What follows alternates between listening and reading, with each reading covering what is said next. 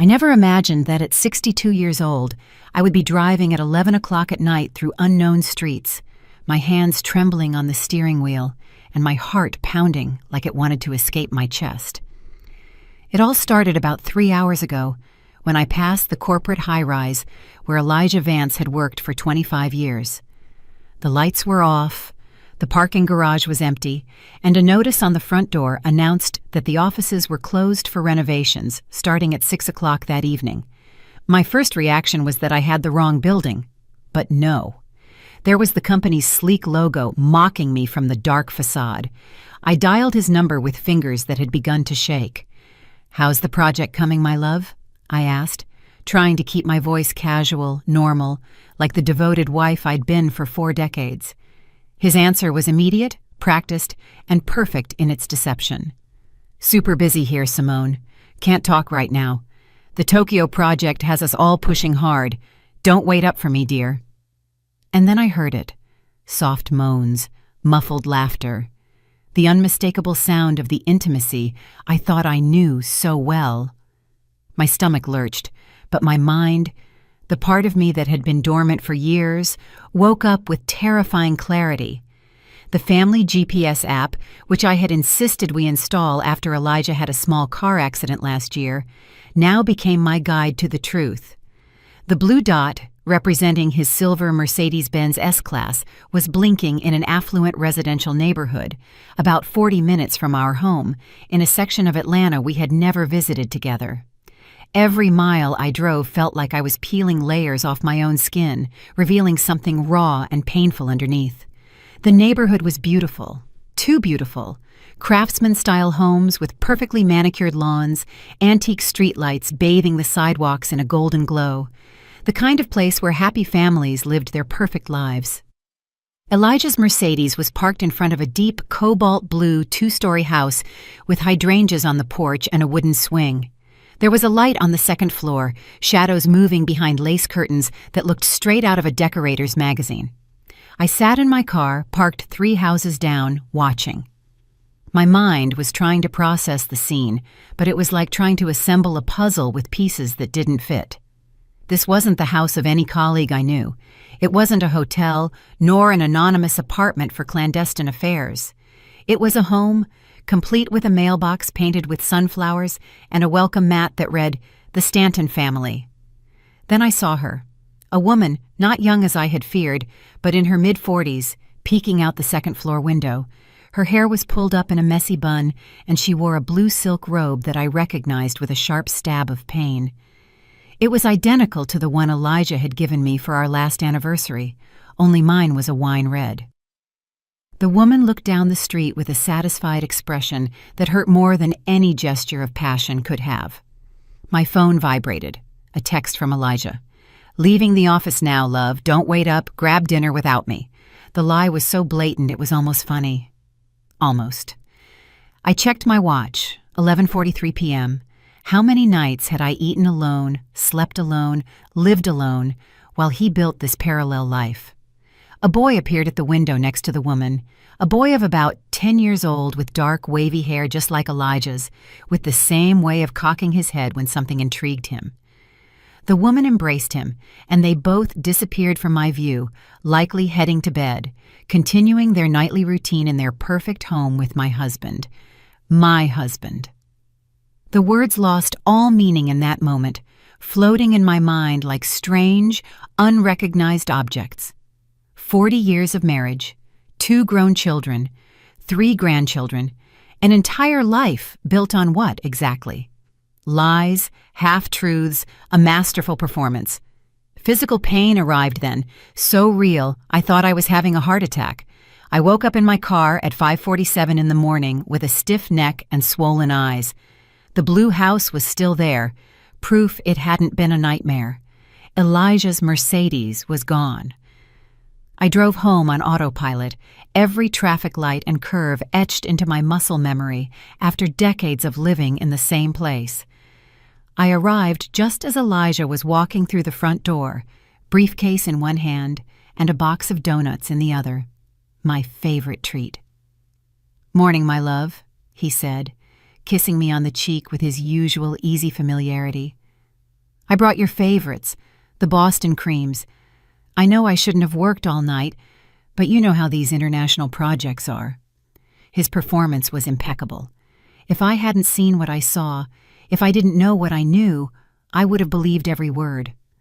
I wondered how many years he'd been perfecting this theater, how many mornings he'd walked through that door with lies wrapped in bakery paper. "How thoughtful," I replied, surprised by how normal my voice sounded. "Why don't you shower while I make the coffee?"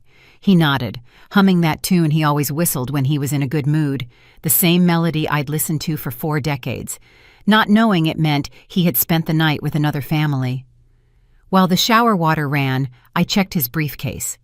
I had perfected the art of the discreet wife, or so I thought. I found the usual, work documents that looked genuine, a tablet, company pens. But there was something new, too, a second phone, one I'd never seen, hidden in a compartment I didn't know existed. The screen showed several missed calls from home and a text. "Daddy, don't forget my soccer game Saturday. Mommy says you promised to come. Love you, Jalen." Another woman called Mommy by another son of Elijah's. The frame suddenly widened, and I started seeing the full picture.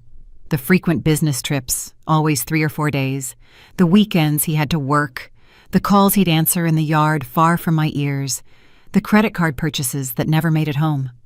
I had been so stupid, so trusting, so blind, but no, I corrected myself. I hadn't been stupid. I had been a wife who trusted her husband. I had chosen to believe. I had chosen not to see, because the alternative was unthinkable.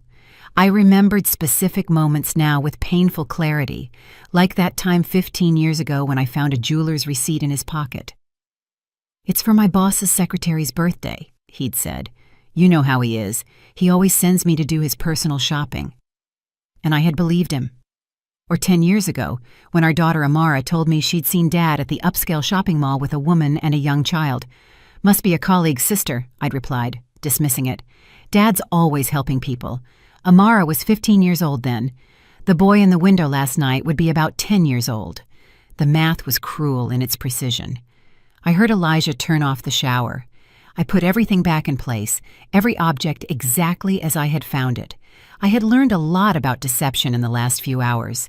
When he emerged from the bathroom, hair damp and smelling of the cologne I faithfully bought him every Christmas, I had the coffee poured and the donuts on a plate. "Sleep well?" he asked, biting into a donut while reading the news on his iPad. "Like always." I lied, finding that the false words came easier than I had imagined. "And did you get any rest at the office?" "Slept a couple of hours on the sofa in the conference room," he replied without looking up. "Daryl was snoring like a bear in the next office." Daryl. I remembered that Daryl, his supposed partner on late-night projects, had retired 6 months ago. We had celebrated with a dinner where Elijah gave a moving speech about teamwork and loyalty. The irony made me nauseous.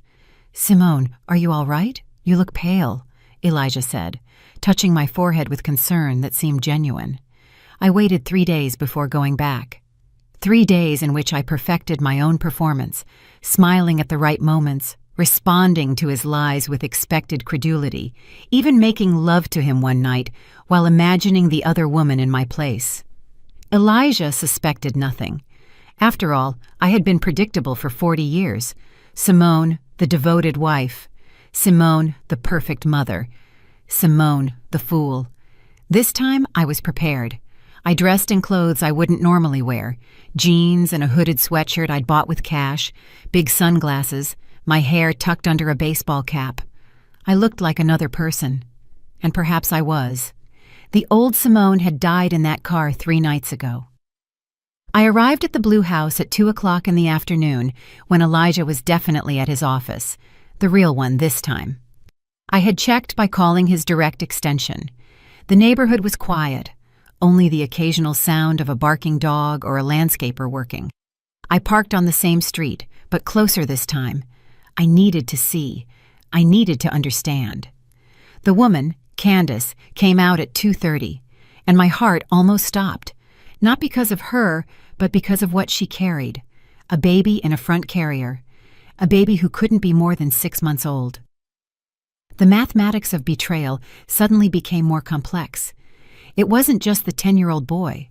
So Elijah had been building this family for how long? I followed her on foot when she started walking through the neighborhood. I kept a careful distance, pretending to look at my phone when she stopped. I watched her enter an artisanal coffee shop, one of those cozy places with sidewalk tables and hanging plants. I sat at a table far away, ordering a coffee I had no intention of drinking. She met 2 other women, both with babies. I listened to them talk about mundane things, diapers, sleepless nights, the exhaustion of motherhood, and then one of them said something that chilled my blood. "Candace, you are so lucky Marcus is so involved. Not all husbands are that dedicated." Marcus. My Elijah was Marcus in this life. Candace laughed, adjusting the baby in her arms. "Yes, though with his work schedule, it's complicated. He sometimes has to travel for business 3 or 4 days, but he always makes up for it when he gets back. He's a wonderful father." The business trips. Those 3 or 4 days were when he came back to me, to his other life, to his other adult children. We were shifts on his elaborate calendar of deceit. I wondered if he had a spreadsheet somewhere, coordinating his lies, making sure he didn't mix up names, dates, or stories. "And how is Jalen doing with the new baby?" another woman asked. "Jealous at first," Candace replied, "but Marcus, my husband, has been incredible managing the situation. He bought him a new baseball glove, and they spend Saturday afternoons together while I rest with the baby." Saturday afternoons, the Saturday work seminars that Elijah never missed, another puzzle piece fitting into place with nauseating precision. I got up to leave, but then Candace took out her phone to show photos. I couldn't help but glance as I passed her table. There was Elijah, my Elijah, in a family photo on a beach in Turks and Caicos, tanned, smiling, carrying the boy on his shoulders, while Candace, pregnant in the photo, smiled beside him. I recognized the resort. It was the same one where Elijah had had a crucial corporate retreat the previous year. I stumbled out of the coffee shop. On the way back to my car, I passed a park where several children were playing. I stopped dead when I heard a familiar voice. "That's it, champ, kick harder." It was Elijah, my Elijah, who was supposed to be in a meeting with Japanese investors, coaching a youth soccer team. Jalen, the boy from the window, ran towards him with a smile that was a mirror of his father's. I watched him for 20 minutes.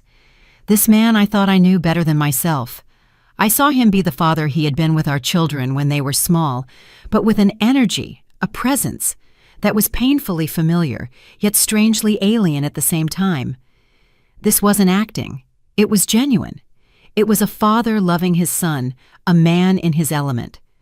Who was the real Elijah then?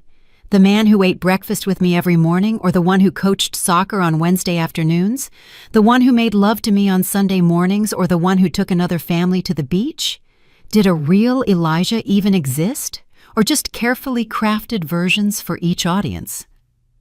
My phone rang. It was him. "Hey, love. Meeting finished early. Do you want me to pick something up for dinner?" I looked across the park where he was still shouting instructions to the team.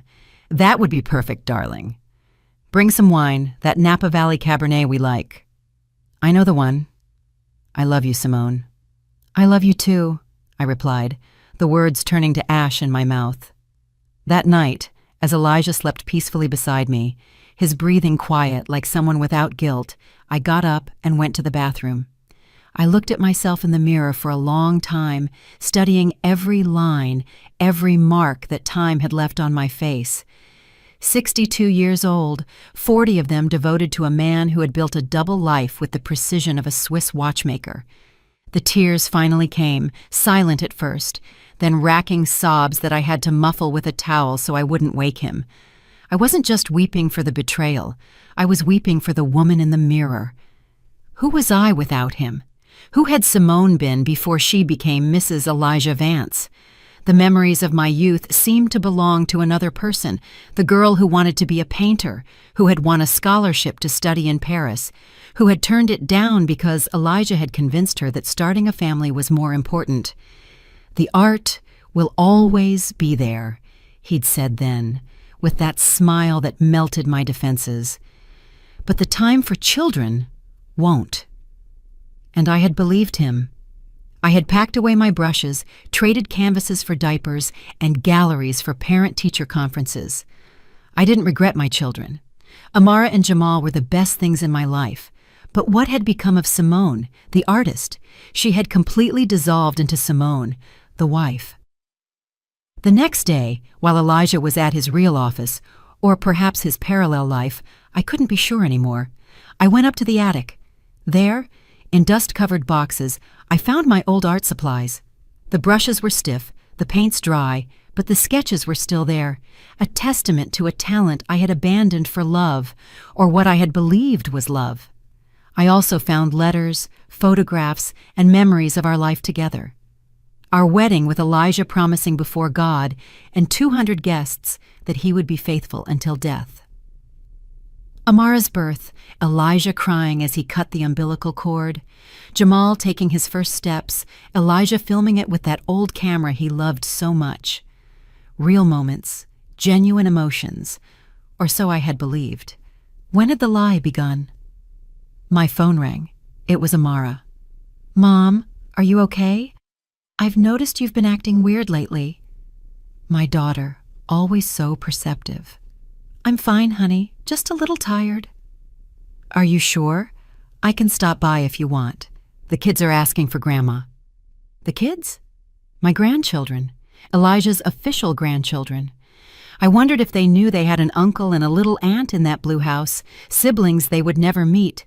The web of lies spread like a poisonous tapestry, touching innocent lives. "Sunday is better," I replied. "Dad will be home." A lie. On Sunday afternoons, Elijah had golf with clients. Now I knew it was likely family time at the Blue House. After hanging up, I returned to my investigation. The bank statements I had ignored for years now made sense. Regular transfers to an account I didn't recognize, purchases at stores we never frequented, medical expenses that didn't match any of our illnesses. Elijah had been maintaining 2 homes, 2 complete lives, and I had been too trusting, too comfortable in my ignorance to notice. I found invoices for private academy tuition, music classes, and summer camps. Jalen played the violin. The baby, whose name I still didn't know, had been born at Emory University Hospital, the same one where our children were born. The audacity of the deception was almost admirable in its brazenness. That afternoon, I did something I had never done. I hired a private investigator, a discreet man, recommended by a friend who had gone through a difficult divorce. "I need to know everything," I told him. "How long? How did it start? Everything." "Are you sure you want to know everything?" he asked, his voice heavy with experience in shattering lives with the truth. "Yes," I replied, though I wasn't sure of anything, except that I couldn't keep living in this play. Elijah came home that night with flowers. Calla lilies, my favorite, or the favorites of the Simone he thought I was. I no longer knew what I genuinely liked, what preferences were mine, and which ones I had adopted to please him. "You look beautiful," he said during dinner, taking my hand. The private investigator, a man named Agent Sterling, with tired eyes that had seen too many secrets, came to the house a week later. Elijah was on one of his business trips, that is, playing Happy Family in the Blue House. Sterling laid a folder on my dining room table, the same table where we had celebrated 40 Christmases, 40 birthdays, a lifetime of lies. "Mrs. Vance, what I'm about to show you is not easy to digest," he warned, his voice professionally compassionate. "Are you sure you want to continue?" I nodded, my hands trembling as I opened the folder. The first page was a marriage certificate. Marcus Stanton had married Candace Stanton 12 years ago. Marriage. Not an affair, not a mistress, but another wife. "But this is illegal," I stammered, my mind struggling to process the information. "Technically, yes," Sterling replied. "He used false documents, an alternate identity he has perfectly maintained for years. Elijah Vance and Marcus Stanton are the same person, but legally, they exist as 2 different individuals. It's a professional job, ma'am. Your husband is no amateur at this." The following pages were worse. Photographs of Elijah and Candace's wedding, an intimate ceremony on a beach. She was in a simple white linen dress. He with that smile I thought I knew so well. Birth certificates. Jalen Stanton, born 11 years ago, 3 months after Elijah had an emergency medical conference in San Diego. Sky Stanton, the baby, born 7 months ago when Elijah was on a corporate leadership retreat. There's more, Sterling said, moving to another section. Your husband owns properties under his alternate identity. The house where the other family lives, a condo in Miami, a cabin in the Smoky Mountains, all paid for in cash with no suspicious mortgages. My inheritance. My mother's inheritance, which she had left me 15 years ago, a considerable sum that Elijah had wisely invested for our retirement. Now I knew where that money had truly gone. He had funded his other life with my dead mother's money. How is this possible? I asked, my voice barely a whisper. How can someone live like this for so long? Sterling shrugged. I've seen similar cases, though none so elaborate. Your husband manages 2 businesses, one under each name. The second is a consulting firm that justifies his additional income and absences. It's brilliant in a twisted way. I continued reading. School records for Jalen, an excellent student, captain of the youth soccer team. Medical reports for Candace. Fertility treatments Elijah had paid for years before she could conceive. They had struggled to have children, just like us at first. The irony was venomous. There's one more thing you should know, Sterling said, clearly uncomfortable. The other woman, Candace, she doesn't know about you. To her, her husband is a widower. The story he told her is that his first wife, Simone, died in a car accident 15 years ago. I was dead. In Elijah's narrative for his other family, I was dead. He had metaphorically killed his wife so he could have another. I wondered if he ever thought of the dead wife sleeping in another house, in another life, while he made love to Candace. Is there anything about why? I asked, needing to understand the motivation behind such elaboration. Sterling pulled out another file. I discreetly interviewed some acquaintances from both circles. Apparently, your husband met Candace when she was his physical therapist after his knee surgery. The knee surgery. I remembered those months perfectly. Elijah complaining of pain, going to therapy 3 times a week, slowly recovering. I had been busy caring for my sick mother then, trusting him to follow his treatment alone. He had planted the seeds of his other life, while I held my dying mother's hand. Candace became pregnant shortly after, Sterling continued. Based on the dates, it seems your husband decided to maintain both lives instead of choosing. Maybe because of the children, maybe because of the finances, maybe because he could. The financial documents suggest he handles nearly $3 million in assets between both identities. $3 million. Money I had inherited, earned, stolen, perhaps to maintain his empire of lies. I stood up abruptly, running to the bathroom where I vomited until there was nothing left but bile. Sterling waited patiently, professionally, until the end. What do you want to do with this information? He asked when I returned. I need time to think. Can you get me more information about his finances? Everything, every account, every investment, every single cent. Of course, are you considering a divorce? I'm considering justice, I replied, surprised by the coldness of my voice. I spent the next 3 days in a hotel, telling Elijah I was visiting my sister in Chicago. I needed space to think, to plan, to decide who Simone would be after this. In the solitude of that impersonal room, with Sterling's folders spread across the bed like evidence of a crime, I made the decision that would change everything. I wasn't going to be a victim. I wasn't going to cry silently while Elijah continued his double life. I wasn't going to disappear discreetly with a silent divorce that allowed him to keep his facade.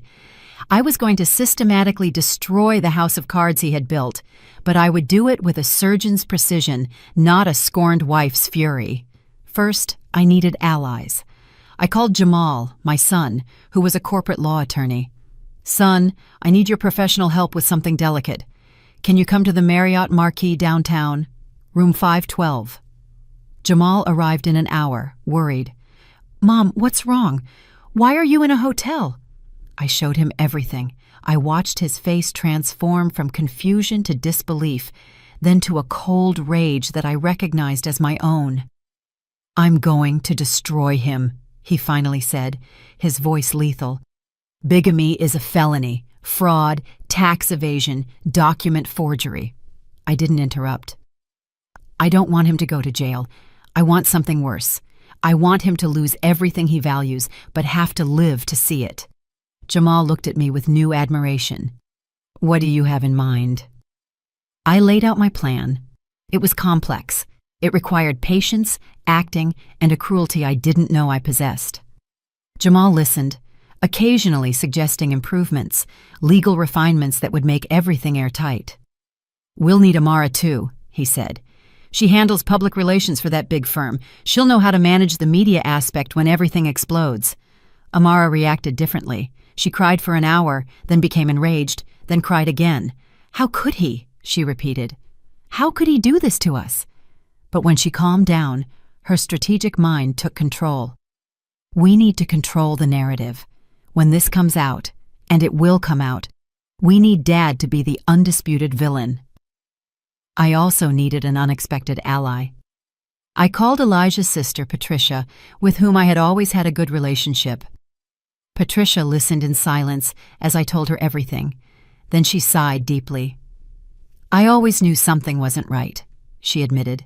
"The trips, the excuses, the way he sometimes got details confused.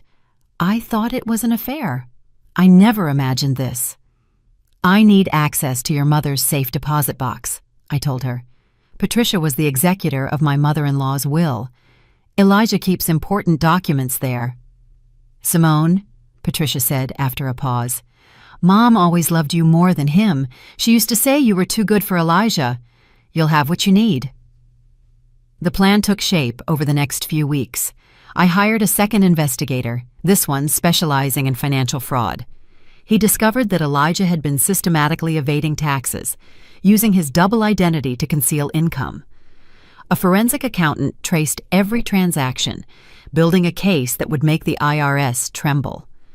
Jamal prepared legal documents, not for an immediate divorce, but to freeze assets at the precise moment.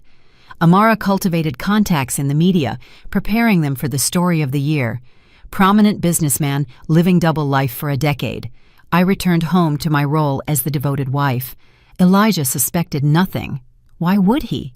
He had maintained his deception for so long that arrogance had made him careless. He kissed me every morning, called me from his office every afternoon, and we made love with an enthusiasm from me that surprised him pleasantly. One night, while we were having dinner, he spoke to me about the future. "I've been thinking about retirement," he said. "Maybe in a few years we could travel, see the world like we always wanted." "That sounds wonderful," I replied, pouring him more wine. "Where would you go first?" "Italy maybe, or Greece. Places with history, with art. I know how much you love art." "The art I gave up for you," I thought, smiling. "It would be perfect." He continued talking about his dreams, our supposed plans together, unaware that I was counting the days until his destruction. The next 6 weeks were a masterpiece of performance. I became the most perfect wife Elijah had had in years. I cooked his favorite dishes. I waited up for him, no matter how late he worked. I initiated sex with an enthusiasm that delighted him. I was the Simone of our honeymoon, but with a dark purpose he couldn't imagine. "You're radiant lately," he told me one morning, hugging me from behind while I made coffee. "What's changed?" "I decided to value what we have," I replied, my voice poisoned honey. "Life is short, don't you think?" Meanwhile, the pieces of the plan moved like clockwork. Jamal discovered that Elijah's consulting firm, as Marcus Stanton, had won several government contracts using insider information obtained from his identity as Elijah Vance. It was corporate fraud on a grand scale. Amara had planted seeds on social media, anonymous accounts that began asking questions about the mysterious Marcus Stanton and his resemblance to Elijah Vance. Nothing accusatory yet, just enough to create buzz. The financial investigator found the grand prize, a Cayman's account with $5 million. Money Elijah had been diverting for years. It was our money, money from my mother's inheritance, money from joint investments, all hidden for his eventual escape, perhaps. But the masterstroke came from Patricia. In her mother's safe deposit box, she found the real will of my father-in-law, not the version Elijah had submitted. In the original, everything was left in a trust for the grandchildren, with Simone, me, as the administrator. Elijah had forged documents to inherit everything alone, another federal crime. One afternoon, I followed Elijah to the Blue House. This time, I didn't hide. I parked right out front and waited. I watched him get out of the car, but not like the Elijah I knew. This man walked differently, more relaxed, somehow younger. Jalen ran into his arms, and Elijah lifted him, spinning him in the air while the boy laughed. Candace came out with the baby, and the scene was so domestic, so perfect, that I finally understood. Elijah wasn't acting there. That was his real life. I was the obligation, the youthful mistake he couldn't correct. This family was what he truly wanted. The knowledge didn't hurt as I expected. Instead, it gave me clarity. I wasn't destroying a marriage, I was exposing a lie. It wasn't revenge. It was justice. That night, Elijah came home late, smelling of baby powder and with a smudge of marinara sauce on his sleeve, probably from dinner with his other family. "Sorry I'm late," he said, kissing me distractedly. "The meeting ran long." "No problem," I replied, noticing the child's drawing sticking out of his briefcase. "Did you eat?" "Grab something at the office," he lied easily, "but I'd love a glass of wine with you." We sat on the sofa, him talking about his fictional day while I nodded at the appropriate moments. At one point, he rested his head in my lap, an intimate gesture from our early years. "Are you happy, Simone?" he asked suddenly. The question caught me by surprise. "Why do you ask?" "I don't know. Sometimes I feel like I've lost something, that I took a wrong turn somewhere and I can't find my way back." It was the most honest he had been in years, and for a moment, I almost felt pity for him. Almost. "We all make choices," I replied, stroking his hair. "The important thing is living with the consequences." "I guess you're right," he sighed, closing his eyes. Jamal called me the next day. "Everything's ready. The documents are prepared. Amara's contacts are waiting. The IRS has been anonymously notified. We're just waiting for your signal." Friday, I decided, during the anniversary dinner. Our 40th anniversary was in 2 weeks. Elijah had reserved the most exclusive restaurant in the city. He had invited our closest friends and family. It would be public. It would be devastating. It would be perfect. "Are you sure?" Jamal asked. "Once we start, there's no going back." I thought of Candace, unaware her husband was a bigamist, of Jalen and little Sky, who would lose the father they knew. They were victims too, but I couldn't save them without destroying myself. "I'm sure," I confirmed. 40 years of lies end on Friday. The restaurant, the Gilded Lyre, shimmered like a jewel in the city night. Elijah had reserved the entire main hall, an extravagant gesture, even for him. Crystal chandeliers cast golden light over Egyptian linen tablecloths, each table adorned with white orchids and red roses, the colors of my wedding bouquet 40 years ago. A string quartet played "Our Love Is Here to Stay," the song from our first dance. Every detail had been meticulously planned, a public masterpiece of romance that concealed private rot. I wore the blood-red dress I had bought specifically for this night, a daring design that hugged my figure with a neckline Elijah would have considered inappropriate just a few months ago.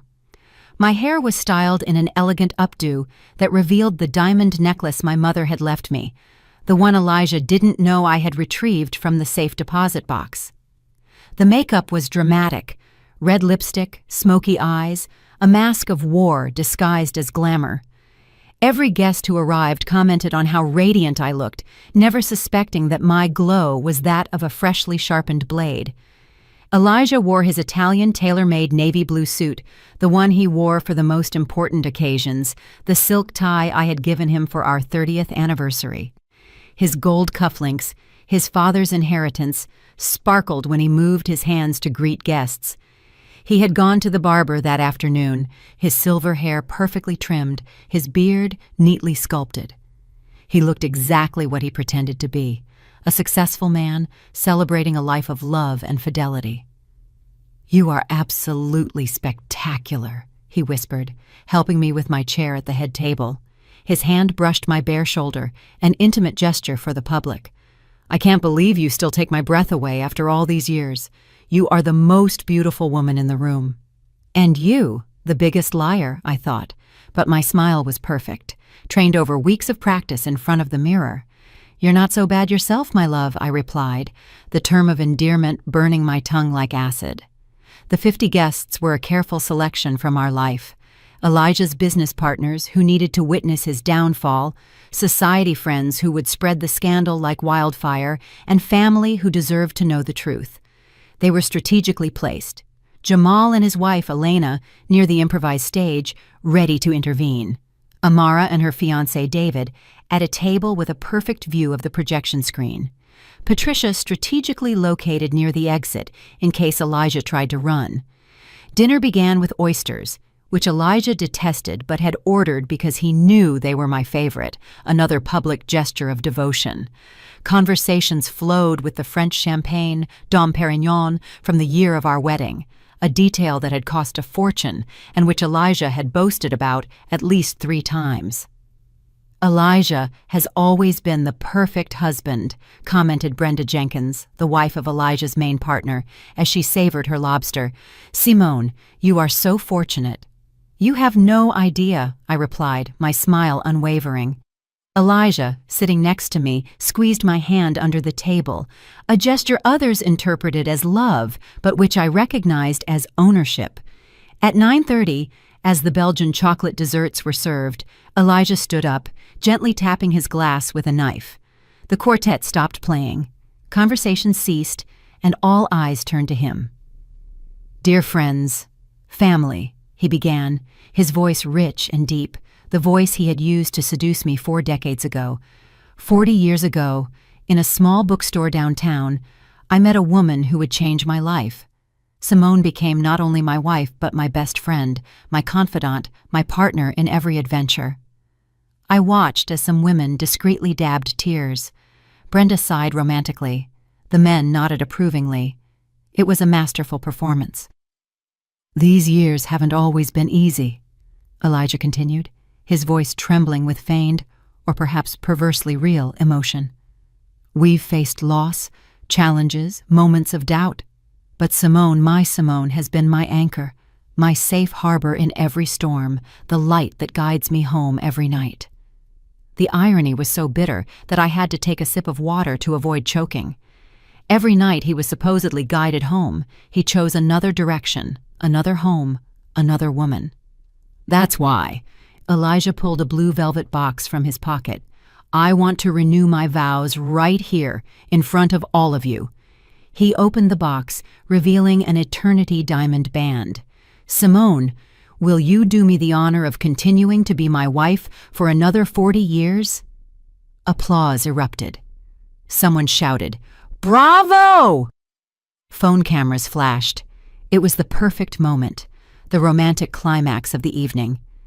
I stood up slowly, accepting his kiss before the ovation, the ring heavy and cold on my finger. "My turn," I announced as the applause died down, my voice clear as the crystal I was about to shatter. 40 years is a long time, time enough to know every secret, every truth, every lie about a person, or so one would think. Elijah smiled, his hand still on my waist, utterly oblivious to the chasm opening beneath his feet.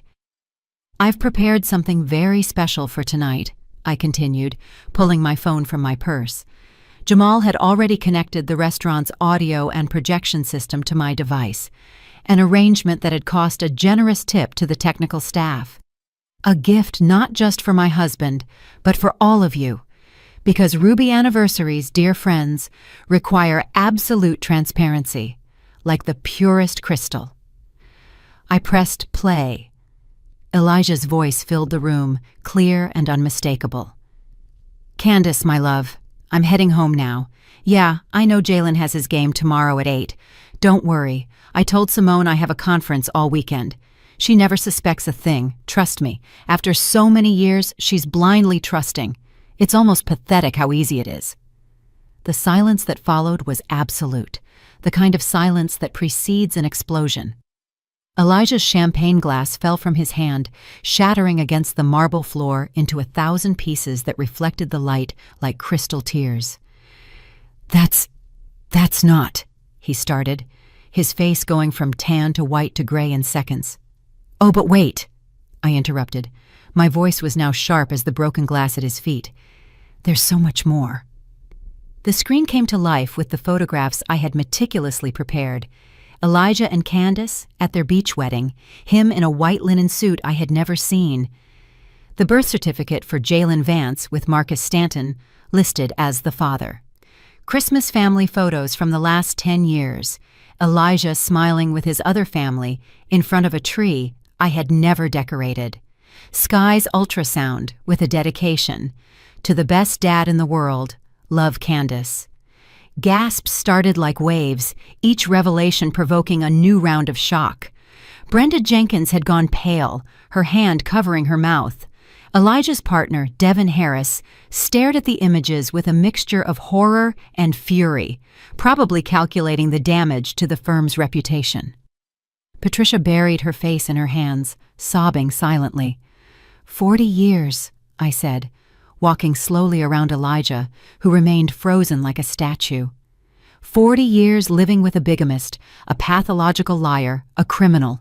Yes, dear friends, a criminal. Bigamy is a felony punishable by prison time. Simone, please. Elijah finally found his voice, stepping toward me with outstretched hands. We can talk about this privately. Don't do this. Jamal stood up, interposing himself between his father and me. Don't come near my mother. His voice was lethal, controlled. And before you consider running, you should know that the IRS already has copies of all your financial statements, including that Cayman's account where you hid $5 million. The prosecutor has the fraudulent contracts you signed using your fake identity. Amara took the microphone the quartet had abandoned. To our dear guests, I deeply regret that you are witnessing this, but after 40 years of public deception, we felt the truth also needed to be public. My father not only betrayed my mother, he betrayed us all. This is insane! Elijah spun around, looking for support among the guests, but they were all backing away as if he were contagious. Devin, you've known me for 20 years. You know I wouldn't what? Devin, his best friend, stood up, his face a mask of disgust. That you aren't capable of this? Apparently I didn't know you at all. I pulled the envelope from my purse, the divorce papers Jamal had prepared. You have two choices, Elijah. Sign these documents now, relinquishing all claims to our communal assets, or this goes to a public trial and you end up in federal prison for bigamy, tax fraud, and document forgery. Patricia stood up then, her voice trembling but firm. Elijah, you should also know that I found Dad's real will. The one you forged is with the authorities. Mom always knew something wasn't right with you. It was the final blow. Elijah slumped into the chair, the powerful man reduced to rubble. With trembling hands, he took the pen I offered him. As he signed, tears fell onto the documents staining his name, his final surrender. The events following the anniversary dinner unfolded like perfectly aligned dominoes, each one toppling the next with devastating precision. I didn't sleep that night. I sat on the balcony of the hotel suite where I had taken refuge, watching the city lights flicker while my phone vibrated incessantly with calls and messages I wouldn't answer. The red dress still clung to my body like battle armor, the smeared makeup tracing maps of pain on my face. At 6 o'clock in the morning, Jamal arrived with coffee and his laptop. The divorce papers are processed. Dad signed them last night. We have witnesses. It's irrevocable. We also froze the joint accounts an hour ago. His efficiency was ruthless, the lawyer taking control where the son might have faltered. At 7 o'clock in the morning, Amara arrived with her crisis public relations team. 3 young women with tablets and determined expressions who transformed my suite into a command center. "The press embargo lifts in 2 hours," Amara announced, her professionalism barely hiding the fury burning underneath. "We have exclusives with 3 major newspapers and 2 national television channels. The hashtag is already trending." By noon, the entire country knew who Elijah Vance really was. At exactly 9 o'clock in the morning, the story exploded. Prominent businessman, living double life, bigamy, fraud, and 12 years of deception. Headlines screamed from every screen. The bigamist of the year became a worldwide trend in minutes. The photos I had provided, Elijah with both families, went viral. Cruel but creative memes flourished like mushrooms after the rain. The hotel phone rang. It was the front desk. "Mrs. Vance, there are reporters in the lobby requesting statements." "Tell them my lawyer will give a press conference at 2 o'clock in the afternoon," I replied, my voice surprisingly firm. By 11 o'clock in the morning, Elijah's company had issued a statement. Effective immediately, Elijah Vance has been suspended from all duties pending an internal investigation into severe ethical violations and possible corporate fraud. Devin Harris, his partner, was more direct in his interview. "We are fully cooperating with the authorities. If the allegations are true, Elijah Vance not only betrayed his family, but also the trust of his partners, employees, and clients." At 3:47 p.m., my phone rang from an unknown number. It was Candace. Her voice sounded like shattered glass, every word fragmented and cutting. "Is it true?" she asked without preamble. "You are Simone Vance, his first and only legal wife," I replied, keeping my voice neutral. No cruelty, but no comfort. "I never died, Candace. He killed me, metaphorically, so he could have you. I'm sorry. You are a victim in this, too." "The children," her voice broke into a sob. "My God, the children. Jalen adored his father, the baby. What do I tell them? How do I explain that their entire life is a lie?" "I don't know," I admitted, because there were no words of comfort that could heal those wounds. But children are resilient. With help, with therapy, with real love, they will heal. "Did you know about us?" she asked. "How long did you know?" 2 months, I answered. 2 months of truth. After 40 years of lies. "I'm going to lose everything," she whispered. "The house is in his name. The accounts, everything. I have nothing of my own. I quit my job when Jalen was born because he insisted." It was another level of Elijah's cruelty, keeping Candace completely dependent. "Give me your information," I heard myself say. "My lawyer will contact you. You are not responsible for Elijah's crimes. We will make sure you and the children are financially protected." "Why?" she asked, genuinely confused. "Why would you help me?" "Because destroying Elijah doesn't mean destroying 2 innocent children," I replied. "They didn't ask to be born into a lie." The next day, the IRS arrived like a biblical plague. Federal agents appeared at Elijah's office, our house, and the Blue House. Boxes of documents were seized, computers, hard drives. Even his collection of luxury watches was cataloged and embargoed. The investigation revealed a labyrinth of tax evasion dating back 15 years. Offshore accounts, shell companies, fake invoices, a scheme so elaborate that it required a team of 20 forensic accountants to completely unravel it. Jamal handled the legal aspect with a surgeon's precision and an executioner's coldness.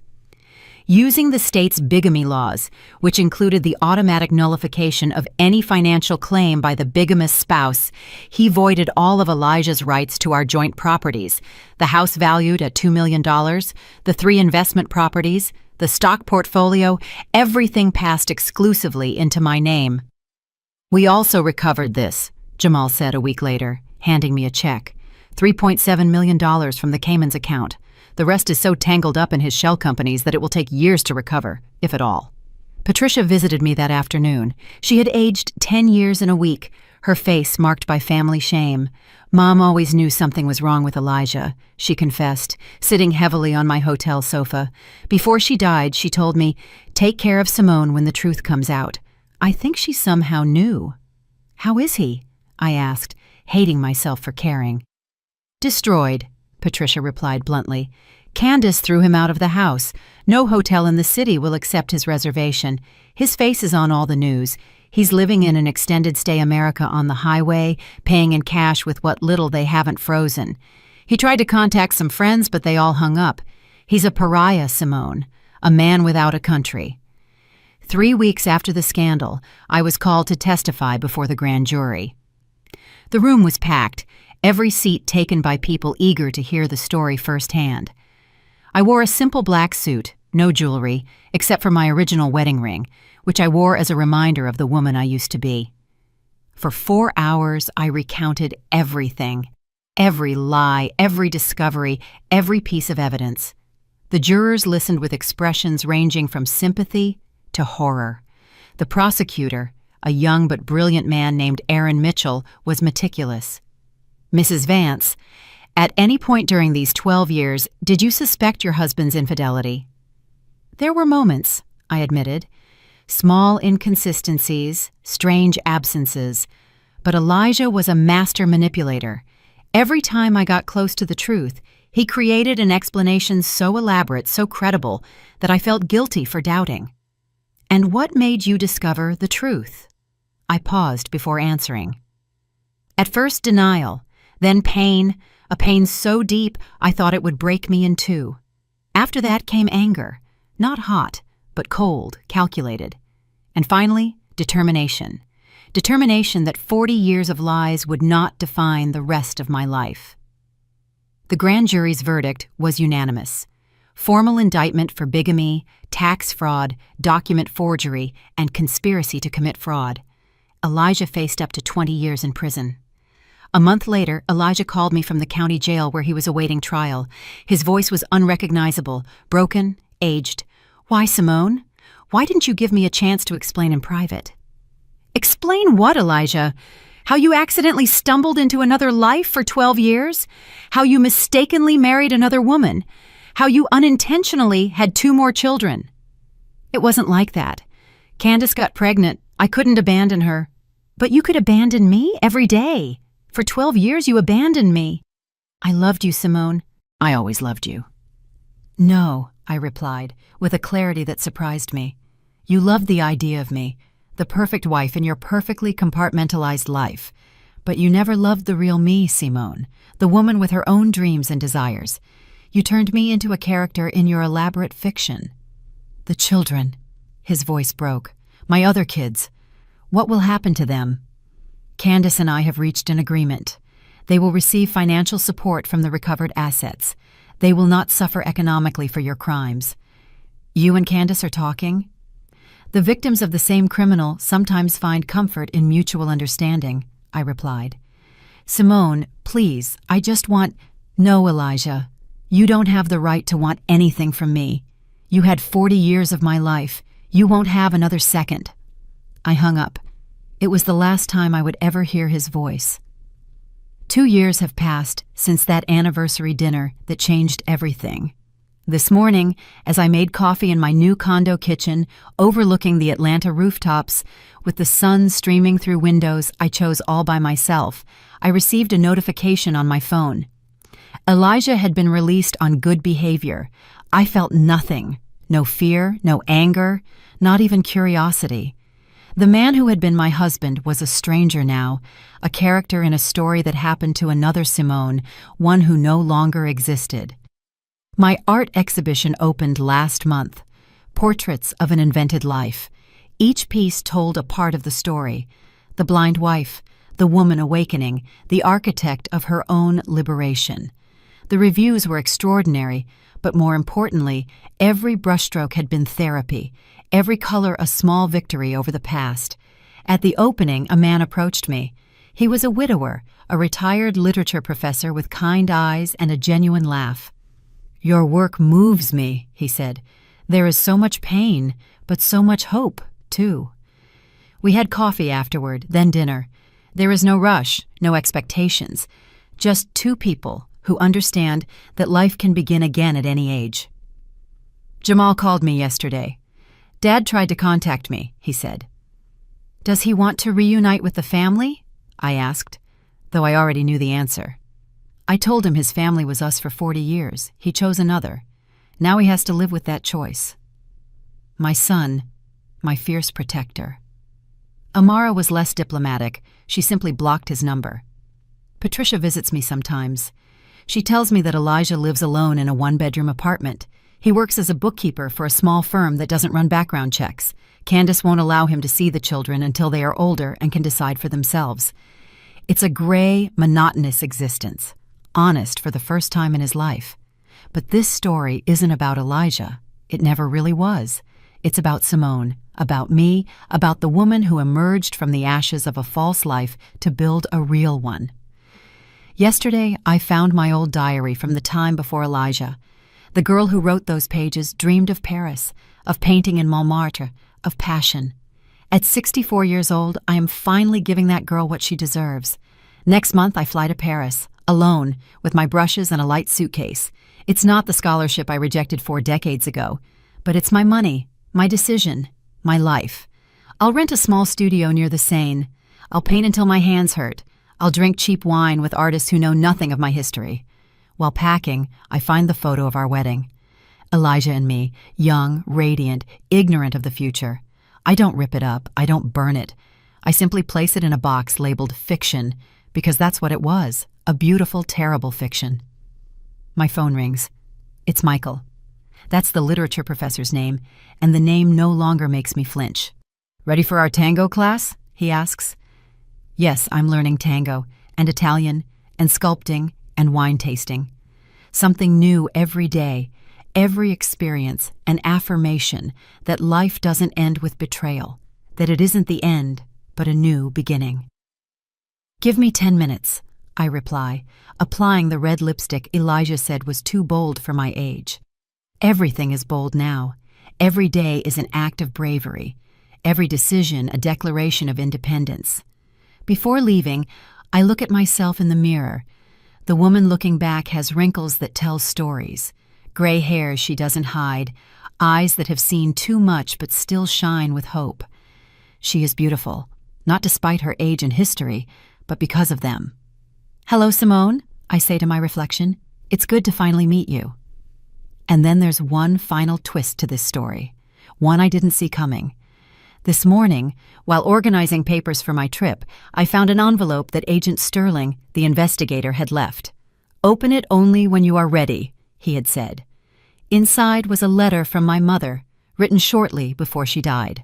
A letter Elijah had intercepted and hidden. My dearest Simone, it read, if you are reading this, it is because you have finally set yourself free. I always knew the truth about Elijah. I followed him once. I saw the other woman. But you were so fragile after losing that pregnancy, so dependent on him, that I feared the truth would destroy you. I was a coward. I am sorry. In compensation, I have left another account, one Elijah does not know about, just for you. The key is where we always hid treasures when you were a child, the old oak tree in my childhood garden. Live, my love, live truly this time. I rushed to the house, now sold, but whose new owners allowed me to search, and buried among the roots was a metal box. Inside, documents for a Swiss account with enough money to live 100 lives.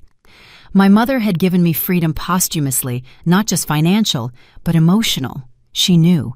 Someone had known and had chosen to protect me until I was strong enough to protect myself. I didn't need the money anymore, but I would use it. For a women's shelter, for art scholarships, for all the Simones trapped in gilded cages. My story ends where it began. With a discovery, a revelation, a truth that changes everything. But this time, the truth does not destroy. It liberates. And I, Simone Vance, at 64 years old, am finally free. Did you like my story, and which city are you listening from? Let's meet in the comments. If you liked the story, you can support me by sending a super thanks so I can keep bringing more stories like this. Thank you so much for your sweet support. I'm looking forward to your comments on the story. On the screen, you can see 2 new life stories that I highly recommend. There's so much more on my channel. Don't forget to subscribe.